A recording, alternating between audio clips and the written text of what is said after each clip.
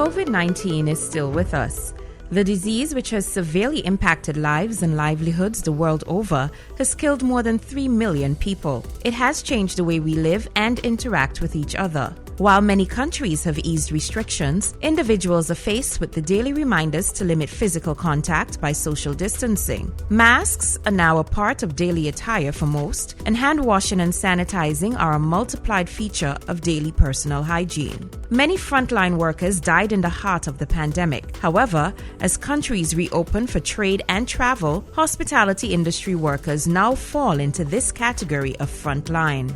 There is pent-up demand for travel after complete lockdown restrictions have been lifted and vaccines have become available, and although the numbers are not what they used to be pre-COVID, the travel buzz is getting louder and the traffic is steadily increasing. The question is, are our hospitality workers ready for the influx? Vaccination is the key answer to this question. The Ministry of Tourism recently conducted a survey amongst hospitality industry players, transportation service operators, hotel workers, vendors, store and tour operators with a view to understanding perceptions of the need to be vaccinated to ensure a safe return to the business of hospitality. The findings of the survey concluded that the concerns of hospitality industry workers fell more or less into these categories.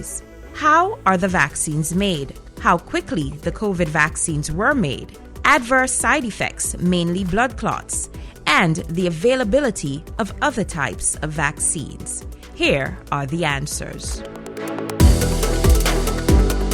How are vaccines made? There are 3 types of vaccines. The first one is the whole germ vaccine. The second is the subunit vaccine. And the third is the RNA or DNA genetic type. In the whole germ vaccine, they use the whole virus or bacterium that carries the disease, and they inactivate it or kill it so that it cannot cause the disease. However, the immune system does not know that it is harmless, so it develops weapons against it. These weapons take a couple of weeks to form, and they remain in the body to tackle the live germs as soon as they come. Sometimes the germ is not killed, but it is made so very weak that, like the dead ones, it cannot do any harm. But it triggers the immune response just the same. The measles, mumps, and rubella MMR vaccine, as well as the chickenpox and shingles vaccines, are examples of this type of vaccine. Another way is to use a safe virus to deliver specific parts or subunits of the diseased germ in question. The safe virus then serves as the vector to deliver the material into the body so as to trigger the immune response. AstraZeneca is this type of vaccine and can be developed rapidly. The subunit vaccine is one that uses the specific parts or subunits of the virus or bacterium that the immune system needs to recognize. It does not contain the whole virus or use a safe virus as a vector. Most vaccines on the childhood schedule are subunit vaccines, protecting us from diseases such as whooping cough, tetanus, meningococcal meningitis, etc. Before COVID-19, mRNA vaccines had not got full approval for use in humans, though some were already going through human trials. Because of the pandemic, extra time, effort, and money were put into the trials, leading to vaccines that have met the requirements for emergency use authorization. These vaccines deliver some genetic material from the virus into our cells, causing them to produce proteins similar to those of the virus. Our immune system then develops weapons against them so that we are ready to defend ourselves when the real virus comes along. The speed with which COVID-19 vaccines were developed. During the Spanish flu pandemic of 1918 through to 1920, scientists did not know that it was caused by a virus. That was not known until the mid-1930s. They tried vaccines against certain bacteria, thinking they might have been responsible. Needless to say, they did not work. That's why the pandemic in that time was so devastating, killing over 50 million humans as officially recorded. Perhaps there were countless more. It kept killing until herd immunity was reached by infection. With COVID-19 vaccines, there was pre-existing knowledge of coronaviruses. Scientists already had detailed knowledge of the coronavirus family. There are several human coronavirus species known to cause illness. In recent times, we had the SARS epidemic and the MERS epidemic, both caused by coronaviruses, and scientists were already preparing for any that might cause another epidemic or pandemic. So, as soon as China provided the genetic sequencing for this hitherto unknown member of the family, there wasn't much more to do in terms of creating vaccines. Only the time for trials was necessary. Modern technology. The field of medical science has not been denied the benefits of the vast and rapid advances in technology over the last 3 decades. As a matter of fact, our homes with all the electronics consumables are usually the last to benefit from these advances. Extraordinary levels of funding.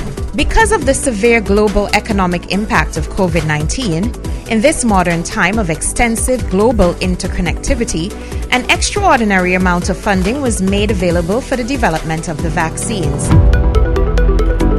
Adverse side effects, more specifically blood clots. Blood clots are very common occurrences normally. They represent a significant percentage of routine medical complaints. It is estimated that in any year, an average of 1 in every 1,000 persons suffer from blood clots. In Antigua, it is a quite well-known cause of sudden death.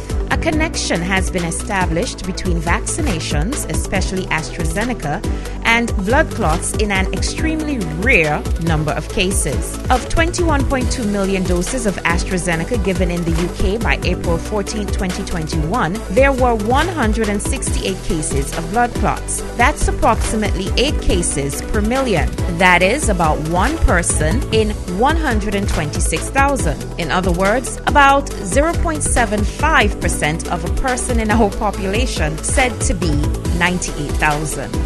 The following factors increase your risk of developing a blood clot: obesity, pregnancy, immobility, including prolonged inactivity, long trips by plane or car, smoking, oral contraceptives, certain cancers, trauma, and certain surgeries. Before vaccination, speak to a doctor if you think that you may be at risk of getting blood clots. After vaccination, pay attention to the signs and symptoms on the card that you are given at the vaccination center and call the hotline as soon as you suspect a problem so that you may receive medical evaluation urgently.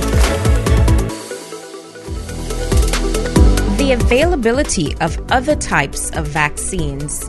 Antigua and Barbuda has available currently the Oxford AstraZeneca vaccine, the Sputnik V vaccine from Russia, which is still to be approved by the Antigua and Barbuda Pharmaceutical Council, and the Sinopharm from China. While other vaccines are available in other parts of the world, some are yet to be approved by the World Health Organization, and some are not available in large enough quantities to be distributed worldwide. You are left with the choice to decide however long you are willing to place yourself at risk of becoming seriously ill or even die due to COVID-19 infection.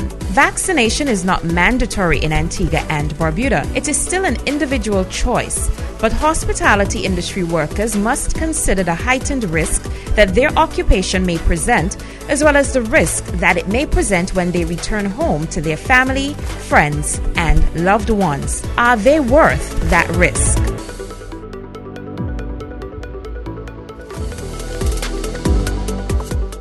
We have less than 1,500 confirmed cases of COVID-19 so far in Antigua, with 40-plus deaths. Several have been hospitalized in serious condition, and some are permanently damaged in some way. The vaccine prevents serious illness, necessity for hospitalization, and death. Immunity by infection may be limited, and it is with the risk of serious illness and permanent organ damage. Significant damage may be done to the lungs, heart, kidneys, and brain. Persons with a high level of contact with visitors from overseas, whether at a port of entry, at accommodations, in recreational activity, in transportation, or in-person commercial transactions, are at a significantly higher risk of exposure to infection than are most people. The risk is only secondary to that of healthcare workers. It only takes one infected visitor to cause an outbreak among unvaccinated persons. Hospitality industry workers, get vaccinated today. This is a message from the Ministry of Tourism and Investment.